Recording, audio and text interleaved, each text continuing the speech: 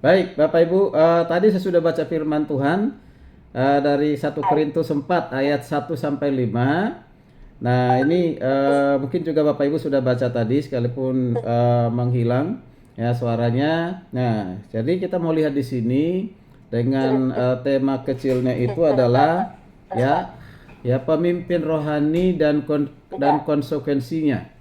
Ya, pemimpin rohani dan konsekuensinya. Ya, jelas, masih jelas suaranya?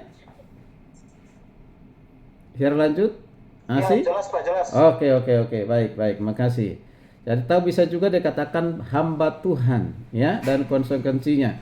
Nah, setiap kita ini adalah pelayan Tuhan, ya, diakonosnya Tuhan, hamba-hamba Tuhan, pemimpin rohani.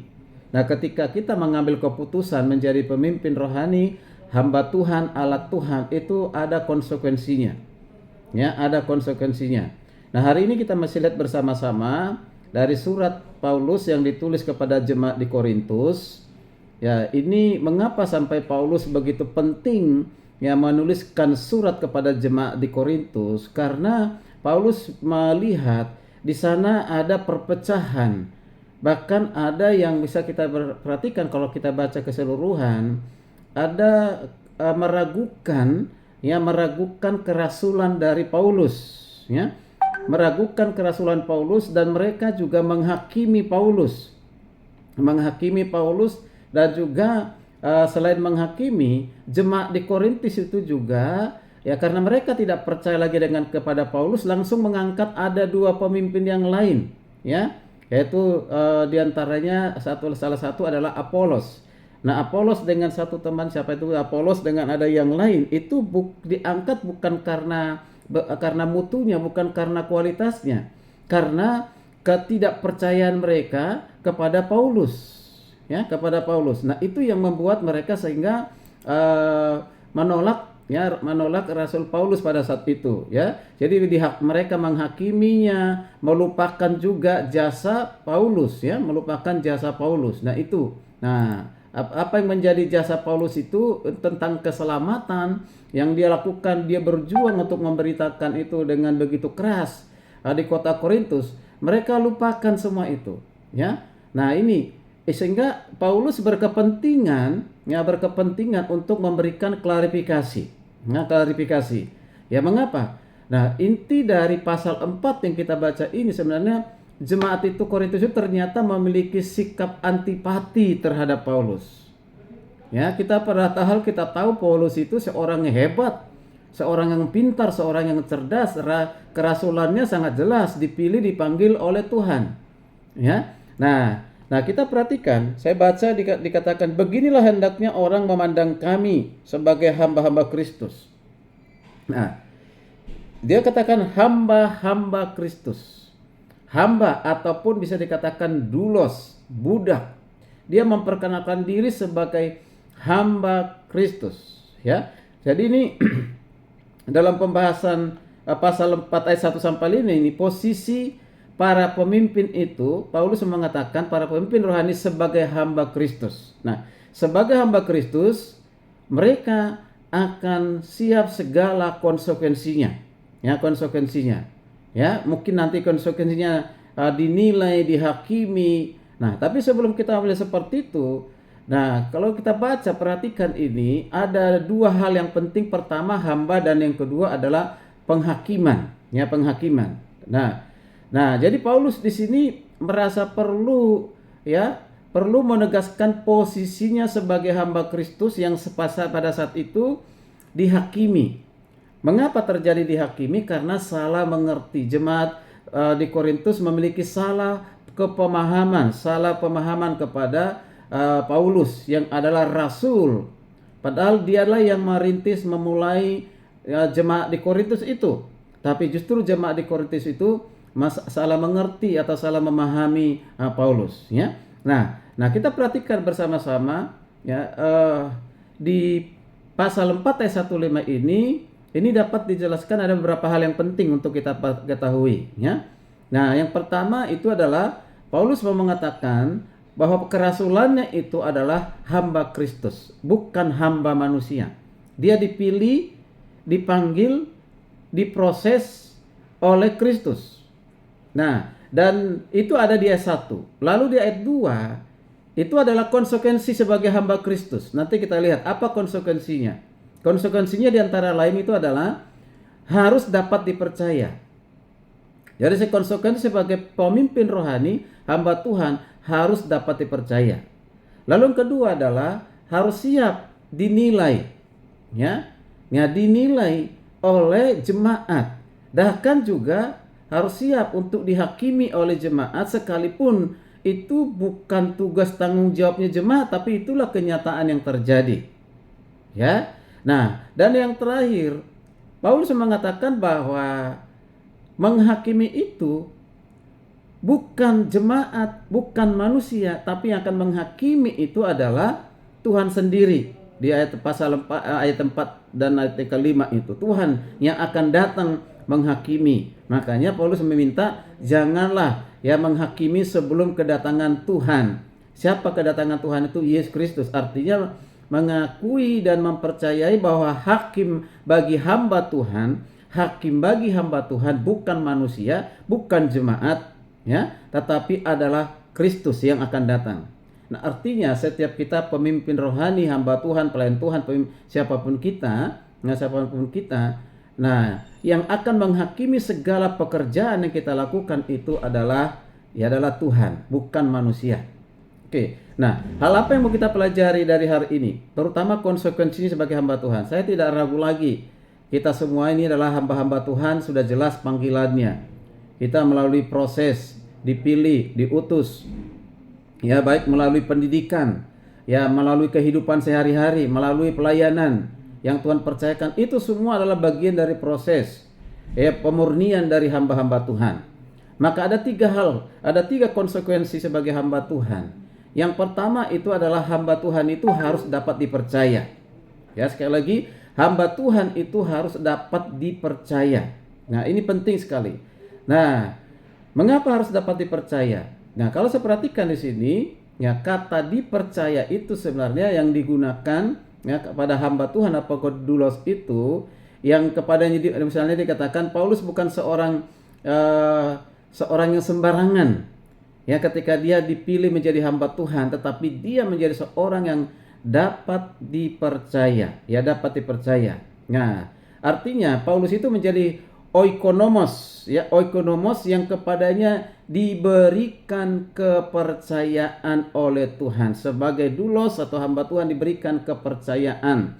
Apa itu kepercayaan yang diberikan oleh Tuhan itu? Yaitu orang yang dipercayakan tentang Injil.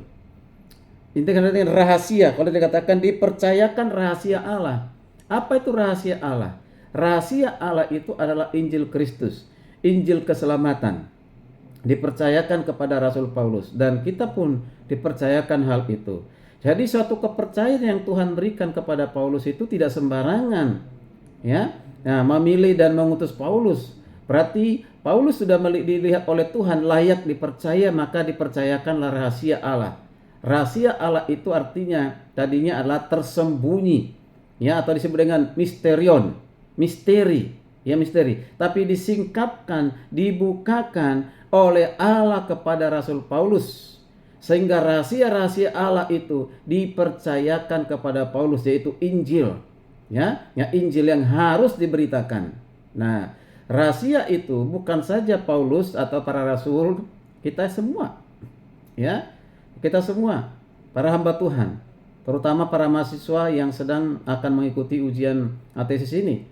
Tuhan memberikan kepada kita rahasia yang tersembunyi tadinya bagi kita, tetapi Tuhan singkapkan. Tugas kita adalah untuk memberitakan Injil. Jangan sampai kita kehilangan fungsi yang utama dalam kehidupan kita adalah sebagai saksi Kristus untuk memberitakan Injil. Apapun profesi kita, apapun bidang kita, apapun program studi kita, saya mau mengatakan dengan jelas bahwa kita harus belajar dari Paulus, yaitulah memberitakan Injil.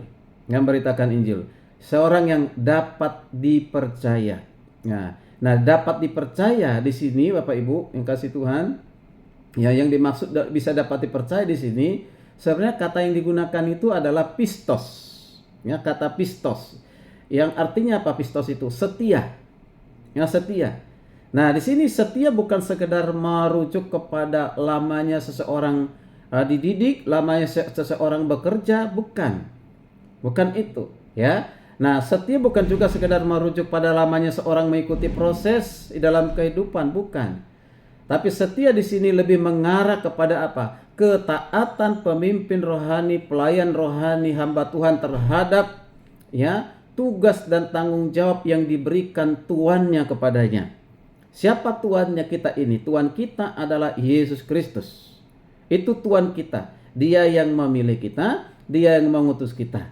Maka Tuan kita itu adalah Kristus. Tuan kita itu bukan manusia, bukan pemimpin rohani, bukan kalau di gereja bukan gembala, kalau dalam pendidikan bukan rektor, bukan dosen, ya. Tuan kita bukan itu. Ya. Nah, Tuan kita adalah Yesus. Jadi segala sesuatu yang kita kerjakan akan kita lakukan, ya, itu untuk apa? Ya, adalah untuk mentaati apa yang telah diperintahkan oleh Tuhan kepada kita. Ya. Nah, maka dikatakan ya, jadi ini penting sekali. Yang paling penting adalah bahwa orang yang selalu melakukan pekerjaan panggilannya sampai kepada kedatangan Kristus yang kedua kali. Itu. Setiap kita melakukan, itulah orang yang layak dipercaya. Ya, dipercaya. Nah, kita tahu misalnya seperti dikatakan dalam Lukas 12:42-43, yaitu ya itu pekerjaan yang diberikan oleh tuannya dan ditunggu sampai menunggu tuannya itu datang. Apakah mereka rajin melakukan atau tidak? Mereka melakukan wewenang yang diberikannya atau tidak sampai menunggu tuannya datang. Nah, ya. Jadi di sini menekankan tentang apa? Ketekunan dan kesetiaan pemimpin rohani. Ya, dalam hal ini yaitu kepercayaan yang diberikan oleh Tuhan untuk kita kerjakan, kita lakukan apapun konsekuensinya. Nah, itu. Jadi itu dikatakan di ayat kedua yang akhirnya dituntut dari pelayan-pelayan yang demikian adalah bahwa mereka ternyata dapat dipercaya. Ketika kita mengikuti pendidikan di perguruan tinggi teologi, apalagi pasca sarjana, itu adalah suatu kepercayaan yang Tuhan berikan. Suatu kepercayaan yang diberikan kepada kita. Nah, bisa nggak kita kepegang kepercayaan itu? Tentu kita adalah hamba-hamba Tuhan yang siap untuk hal itu. Hilang lagi suaranya. Halo, shalom. Shalom.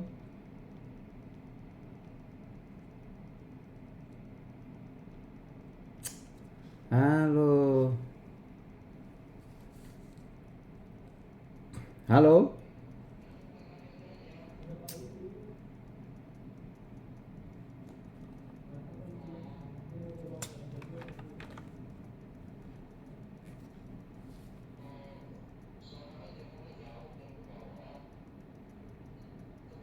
Ya. Ampun, kenapa hilang-hilang terus? Nanti dulu cuma ke Hermanus yang pakai. Hah? Nanti dulu cuma ke Hermanus yang pakai. Siapa? Cuma Hermanus doang yang pakai. Nanti dulu nggak ada orang lain.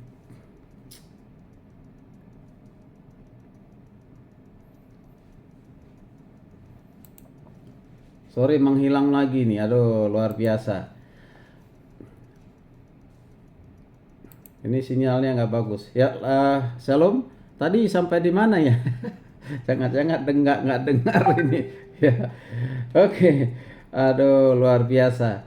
Oke, jadi untuk menyingkatnya, untuk memberikan suatu pesan bagi kita, pesan yang singkat. Ya, sebagai pemimpin rohani, hamba Tuhan, pelayan Tuhan harus siap konsekuensinya. Yang pertama, harus dapat dipercaya, artinya setia sampai Yesus datang untuk mengerjakan, melakukan tugas tanggung jawab mereka kita, yaitu rahasia Allah, yaitu Injil. Ya. Dan yang kedua adalah ya kita harus siap dinilai. Dan juga siap untuk dihakimi. Ya, dihakimi.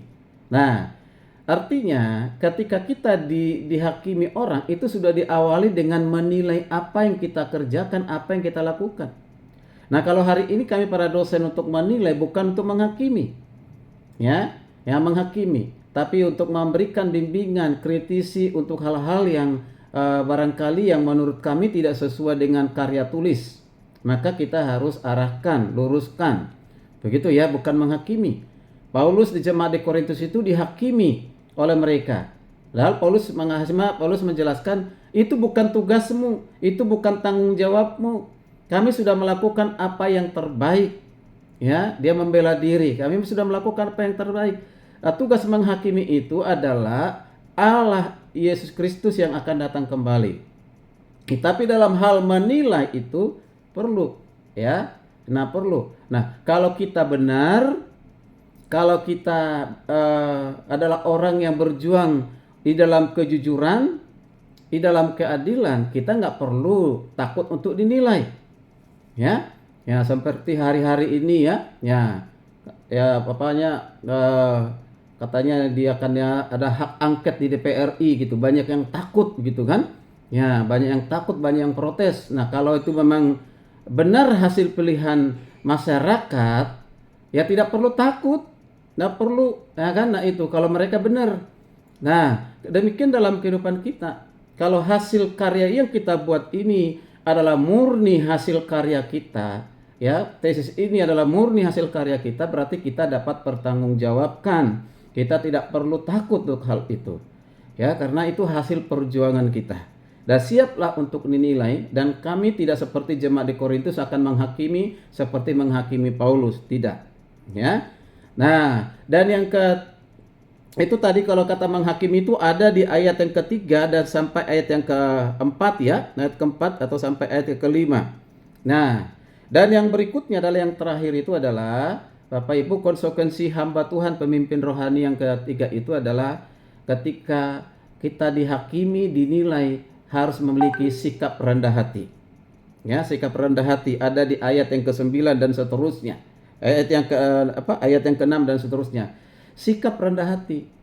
Ya, kalau kita dinilai, dihakimi, gak usah kita membela diri kalau itu salah. Tapi kalau itu benar, kita bisa membela diri. Itu ya, itu. Jadi kita siap konsekuensi itu, ya, yaitu supaya kita tetap rendah hati. Paulus menunjukkan keteladanan dalam hal kerendahan hati ketika dia dihakimi, tidak balik menghakimi jemaat. Tidak. Ya, dia nggak menghakimi jemaat, ya.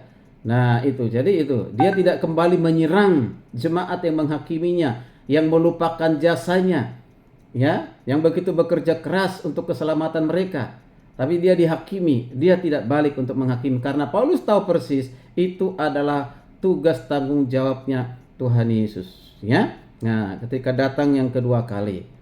Nah, oke, yang terakhir adalah, nah, kita harus siap untuk melakukan segala sesuatunya itu bukan untuk jabatan, bukan untuk kekuasaan dunia, bukan untuk kemuliaan kita, tetapi untuk menjadi puji-pujian bagi Allah. Dikatakan di ayat yang kelima itu dikatakan tiap-tiap orang akan menerima pujian dari Allah. Wow, ya.